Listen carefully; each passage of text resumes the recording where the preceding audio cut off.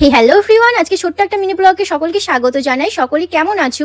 আশা করি সকলেই ভালো আছো, আর আমিও অনেক ভালো আছি। হাতে সময় না থাকায় কম বেশি সকলের ফেস হেয়ারের কেয়ার করা হয় না, তাই তো চলো তোমাদের জন্য একটা নতুন টিপস নিয়ে চলে এসেছি। Hair spray and ice roller কিভাবে বানালাম এটা তোমাদের সঙ্গে সেটাই আজকে ব্লগে শেয়ার করবো। এটা একটা রিকোয়েস্টের ভিডিওই বলতে পারো। অনেকে আমাকে জিজ্ঞেস করেছে দিদি কিভাবে ফেস অ্যান্ড হেয়ারের কেয়ার করবো। অবশ্যই তাদের জন্য ভিডিওটা, অ্যান্ড সবার জন্য ভিডিওটা অবশ্যই দেখবে সকলেই। খুব ইজিলি কম সময়ে উপকরণটা কিভাবে বানালাম সেটাই তোমাদের চলো বলবো। ফার্স্টে একটা পাত্রের মধ্যে 2 গ্লাস জল দিয়েছিলাম, তারপরে গ্যাসে বসিয়ে দিয়েছিলাম। হালকা কুসুম কুসুম গরম হয়ে এলেই 2 চামচ মতন মেথি আর 2 চামচ চা দিয়েছিলাম। তারপর জলটা ভালো করে ফুটিয়ে নিতে হবে। 2 গ্লাস জলকে 1 গ্লাস করতে হবে। জলটা 1 গ্লাসে পরিণত হয়ে গেলে তখন গ্যাসটা অফ করে দিতে হবে আর ঠান্ডা করে একটা যে কোনো বোতলে ভরে দিতে পারো। স্প্রে বোতলগুলো হবে, আমার কাছে ছিল না বলে আমি এই বোতলটাই ভরেছি। দেখো কি সুন্দর কালারটা এসেছে। এই হেয়ার স্প্রেটা ফ্রিজে তোমরা 1 সপ্তাহ রেখে হেয়ারে অ্যাপ্লাই করতে পারো। যাদের কাছে স্প্রে বোতল আছে তো তারা তো স্ক্যালভে দিয়ে ভালো করে মাসাজ করে নেবে প্রথমে। আর আমার মতন যারা এরকম বোতলে ভরবে তারা এরকম একটা ড্রপ কিনতে পাওয়া যায়, যে কোনো মেডিসিনের দোকানে পেয়ে যাবে বা বিউটি পার্লারে বলতে পারো পেয়ে যাবে। তো এইভাবে কিছুটা নিয়ে স্ক্যালভে একটু একটু করে দেবে আর মাসাজ করবে।